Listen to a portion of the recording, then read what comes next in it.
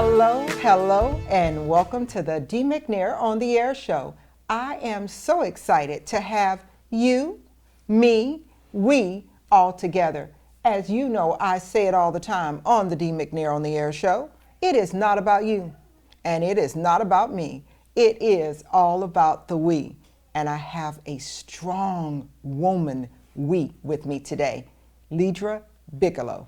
But I'm gonna stop right there. I was being all proper. I was being all formal. Okay. But you guys know on this show, we are real. We are tangible, pure people you can touch, engage with, you can connect with. You're gonna see Ledra's information, my information going across the bottom of the screen. Hook up, connect with us. We wanna talk with you, but girlfriend, tell everybody who you are. Well, as you've given them my name, I am Ledra Bigelow. Middle name is Karen. And I am one of 4 children.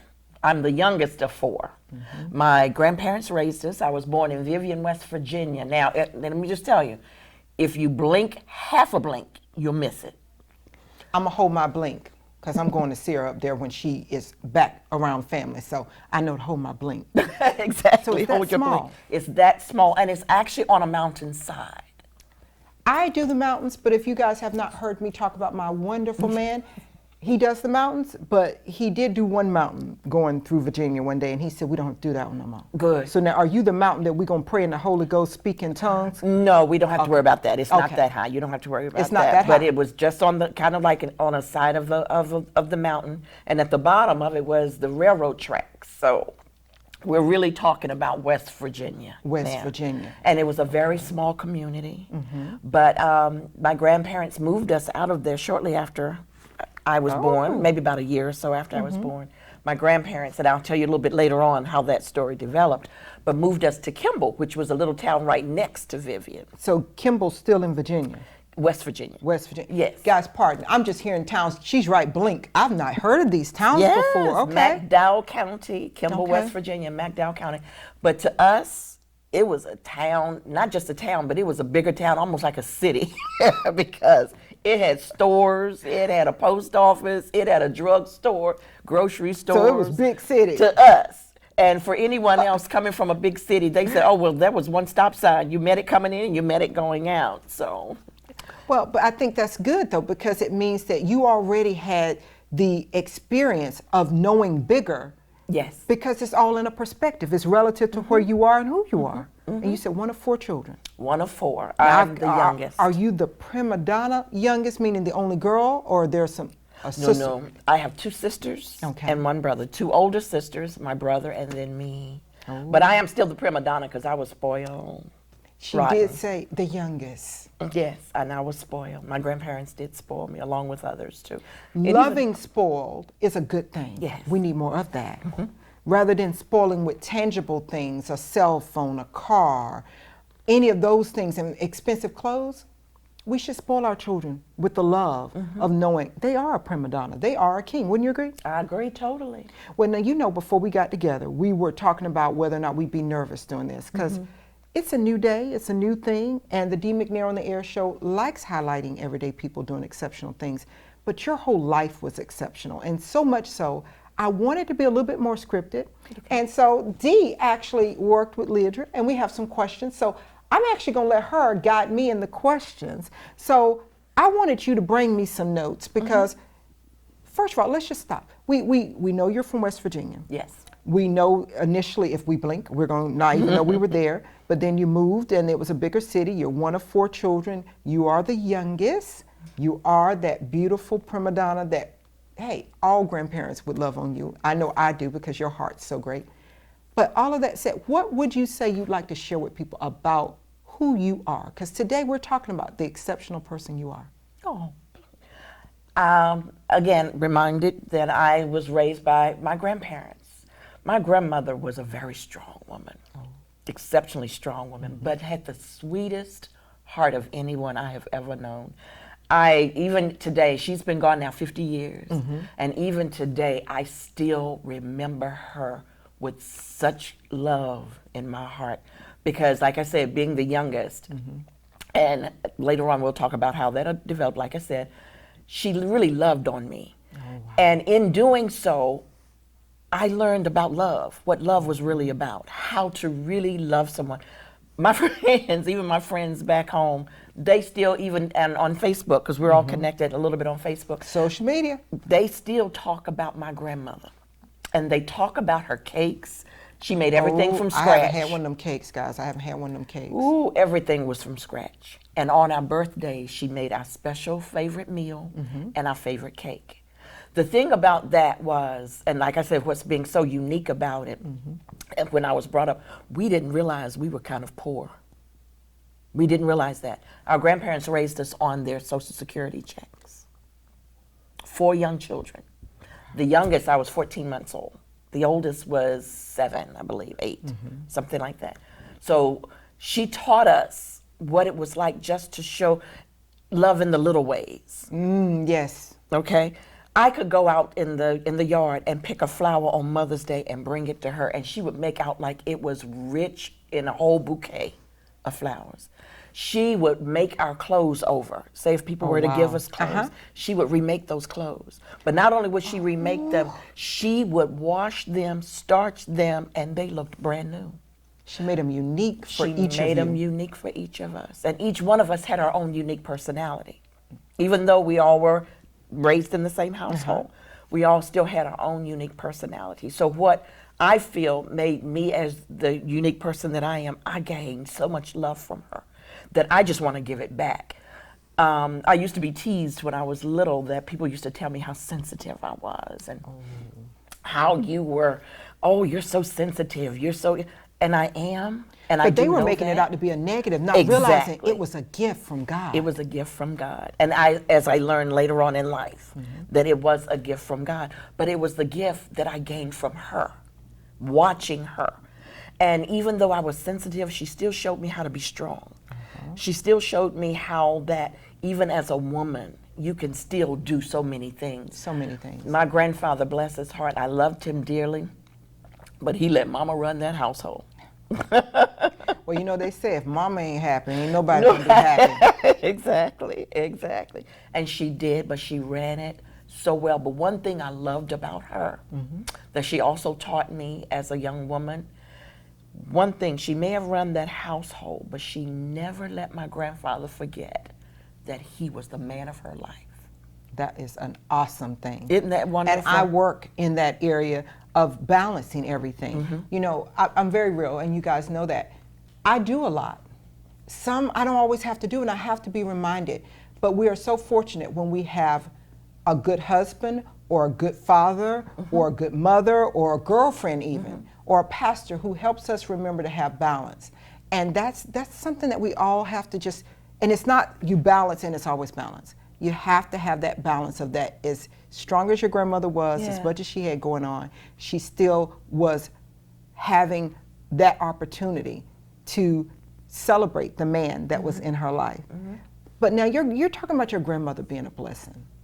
But you're a blessing to others. Oh. Your heart is a blessing to me.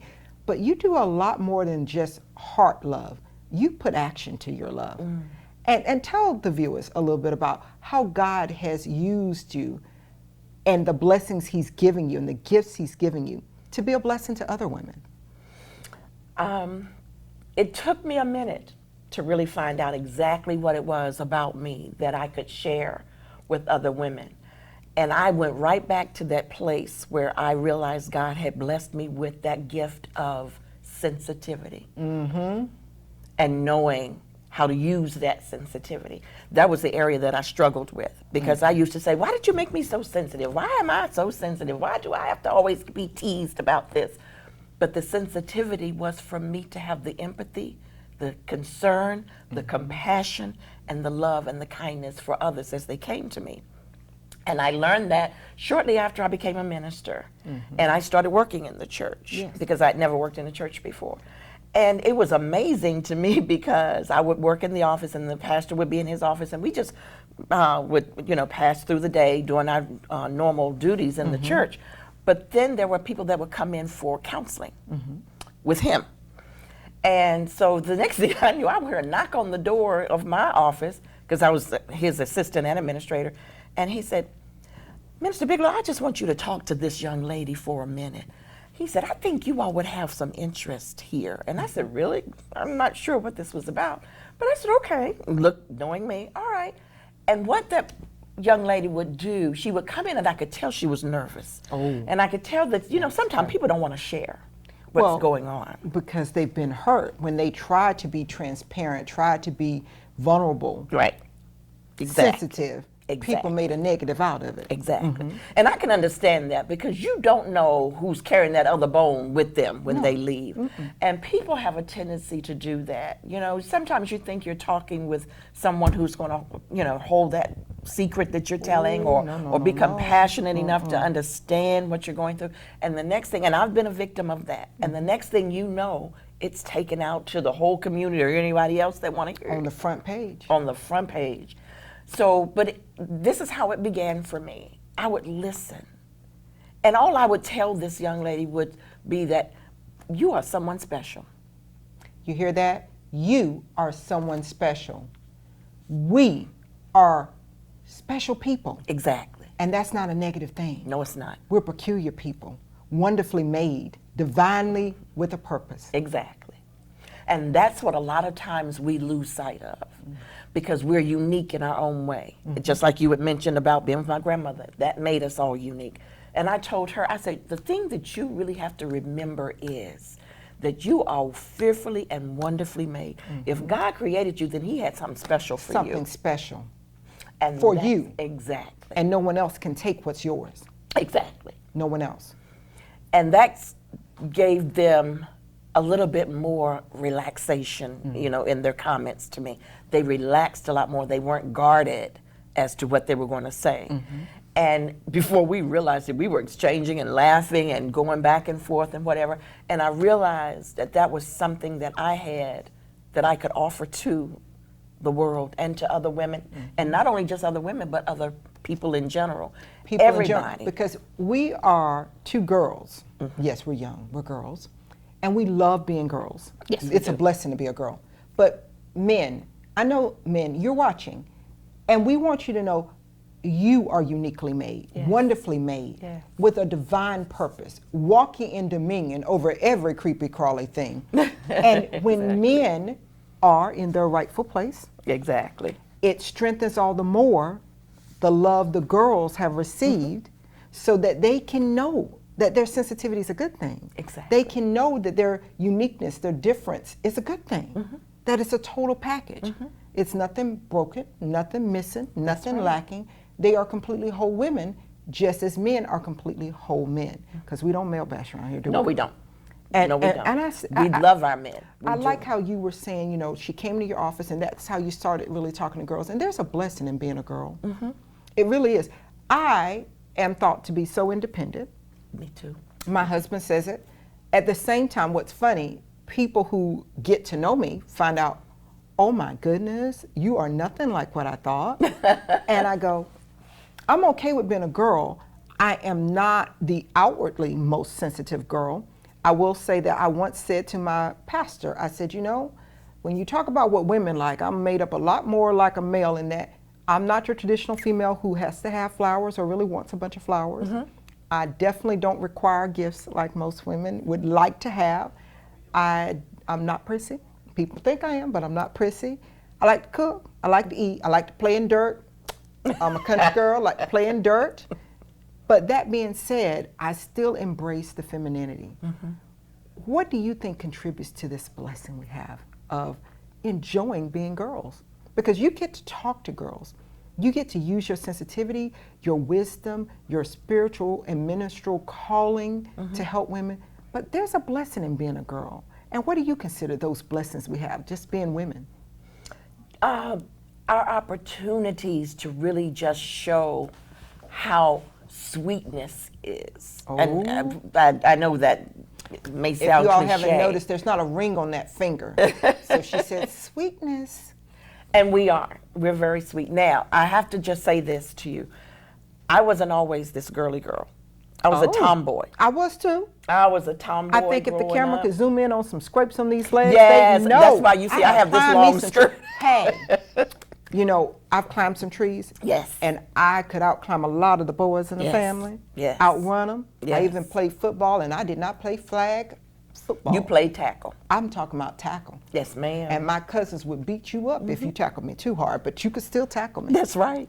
So you were a tomboy before you became this girly girl. Before I became this girly girl. So what made you just embrace it then? What was that trigger that made you embrace it?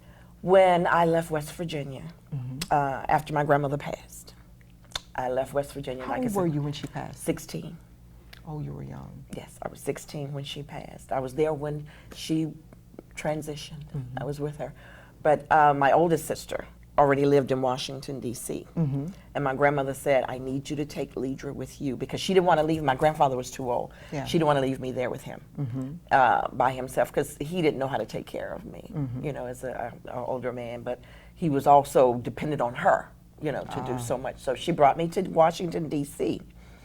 And when I came to D.C., that was at the time that I was beginning to understand the type of young lady that I was, because my grandmother had started instilling in us about being young ladies, because when I guess I must have been in middle school, and my grandmother said to me one day, she said, you do realize you're a girl. Ooh, I think your grandmother must have been kindred to mine.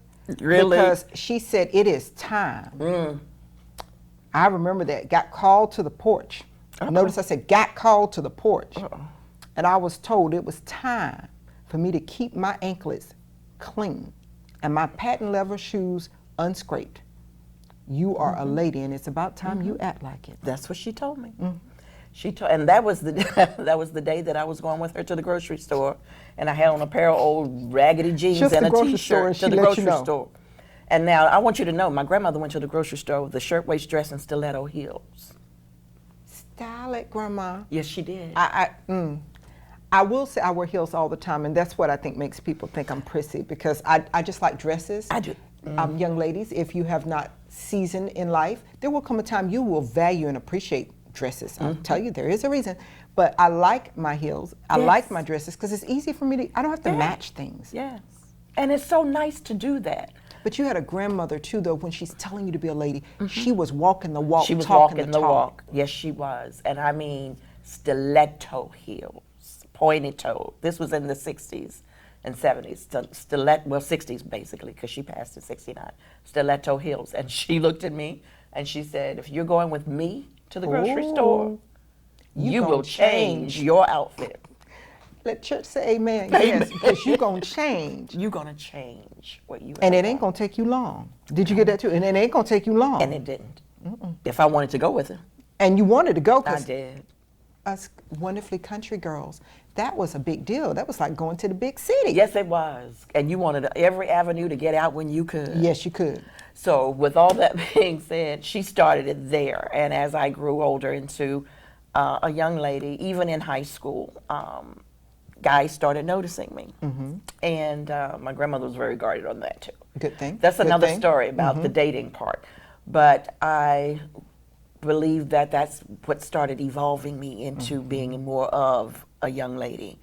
And then when I did come to Washington, D.C., and I started in school, and other people there started noticing me, and more young men were wanting to take me out and do different things. And my sister, who I lived with at the time, my older sister, was also a very nice young lady and dressed very well. So I had someone to pattern after To with her. actually use as your role model. Exactly. And as time went on, years went on, I actually modeled for 8 years in Washington. I modeled for 8 years, and that really propelled me into And this. you found out how wonderful It is to be a young woman, because the avenues were there. I mean, I'm one of those old-fashioned girls, though. I still like for a man to open the door for me. I still like for a man to. That's why I tell people think I'm so independent. Ladies, this is Dee's tip for you. If you do not find that men are opening the doors for you, and let me clarify, males are opening doors for you, have you waited? And did you say thank you the last time they did? I have so many acquaintances who are looking at me, what are you waiting on? And I'm going, I'm waiting for that gentleman, you have what you say, to open or close or whatever, or hold the door for me. And what I found, so many girls, females, or ladies don't say thank you. They don't. And please smile. If you frown him before he gets there, He's probably going to wait for you to open the door because he don't want to see the frown on your face. No, so he doesn't. smile. But there are a lot of gentlemen out there who still want to enjoy, and they don't even demand a thank you, but they definitely want a thank you when they open the door for you. So I'm like you too. I like that. Yes. I like that. Chivalry is not dead in my book. It is not. Because I still enjoy that type of a relationship with someone that you would see the gift in me as a young woman and a powerful woman of God as well, but also as a young woman who really, well, I should say an older woman now, but as someone who appreciates the gifts that another male, the man can bring, you know, Yes. because you all have gifts too, and we just appreciate all Yes. those wonderful things you all can do for us as well. We may be independent women here, but there's nothing so independent about us. That we don't need the men to walk in their God-given talents. That's right. I'll tell people any day, I have no, I can't do all things. I can. But I wasn't made nor created or called to do them all. I am don't want to. okay. You know, I tell people all the time, it's nothing wrong. Hey, if they want to make the decision, I don't have to have the worry, the stress, or reap the consequences, good and bad. Because if I'm submitted, I'm going to get the good. Yeah. And if I'm obedient, I won't reap the bad. That's right. So there are some advantages There are advantages to being a girl, to being a girl. lady, and we're girly. We're girly in our heart. But now, Yeah. all of that said, you talked about your grandmother and then your sister, and we've done a lot of talking about family. There's a lot going on, but where do you see family in being vital to a woman being fulfilling her calling, her divine purpose? How do you see family playing a part in that? When we were younger and growing up in West Virginia, the one thing that I have to say, my grandmother taught us how to not just be independent, not just how to be loving, but she taught us how to live life. Oh. Yes. Live life. She said to us, she said, there's going to be times in your life when you're going to have ups and downs. There's going to be people that's going to not be too nice to you. They're not going to be so supportive of things that you want to do. You know, she said, but the one thing you always have, that's your family. That's your family. When anyone else mistreats you, when anyone else puts you to the side, makes you feel unworthy, your family is still there. She taught us, and we'll talk about that too, but she taught us as the four children. She said, the four of you have each other. You have each Don't other. ever forget that. She said, if you need one, call them up. Always be there. And that was the one thing that we always remembered. Even after she passed on and we all moved to our various places, we still get together on holidays when we can, on special occasions when we can. But not a week goes by that one of us hasn't called the others to find out what's going on in our lives. I That's have good a sister- advice, guys. That's Not what a she week. did. Not a week. And that goes back to, what do I always say? It's not about you and it's not about me. It's about the we. And we are stronger together. Whatever family you have, be strong together. Together. And I like that you said not a week. You know, maybe you said, well, I can't call my family or my one sibling or my one uncle that's remaining or whatever every day. I know everybody's not all about texting. I actually have someone in my life who doesn't dig the texting as a main form of communication, but you can get a text off. Yes. You can get a phone call off. Yes. You can get an email off. And even if they don't answer, you can leave them a voicemail. Exactly. Because don't we both know people where in the midnight hour, when they thought there was no way out, it was the voice of a voicemail That was it. that brought them through. That was so if someone's on your mind, on your heart, oh, I gotta watch it, I'm hitting the mic. If someone's on your mind, on your heart, don't delay.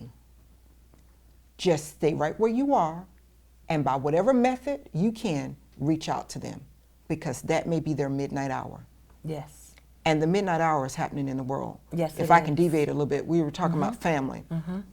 There are tragedies, disasters, murders, suicides, massive depression amongst young people and even older people.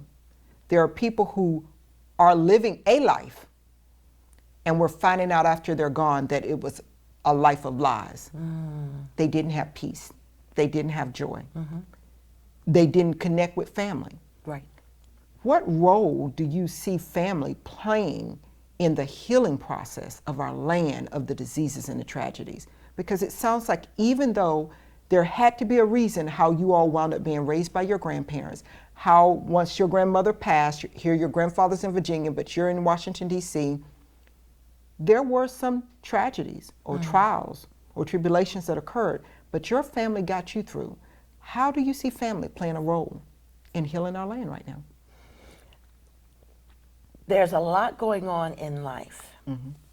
And one of the things that a friend told me, she sent me a card one day and she said, God never meant for us to spend these bad times alone. For the promise, I know I can ask you to come back and do another show with me where I can dig a little deeper into your great, great testimony Oh, I'd love it. of how God's done it. Guys, I hope you've enjoyed my girl time, hanging out with my girlfriend, hanging out with my sister, my friend that I can pick up the phone and call in the midnight hour if I should need to. Because it is not about you, and it is not about me. It is about the we. And we can tell you, we are stronger together. I so appreciate that you all watch the Dee McNair on the Air show every single week. And it is what inspires me to keep looking for that everyday person doing exceptional things. So be sure to connect with me on social media. Be sure to tell me about stories and events you'd like to see highlighted. And you've been watching. Ledra, thank you. Thank you. I appreciate it. I love you, so my much. sister. Love you more. Thank you for watching the Dee McNair on the Air show. We'll see you next week. Bye-bye, everyone. Bye-bye. Did you find yourself sitting in a hollow-sounding exam room, a hospital, that white wall place, getting that bad report, that word we all hate, cancer? Well, I would like to share your story, your triumph over the medications, over the treatments, and over cancer itself. Whether you are a cancer survivor or maybe you are the survivor of a family member who had cancer, I'd like to tell your story. So connect with me, hook up with me, and let's share the story and let's squash the stigma. If you want your story told and would like to be a guest on the Dee McNair on the Air show, send me an email. I care.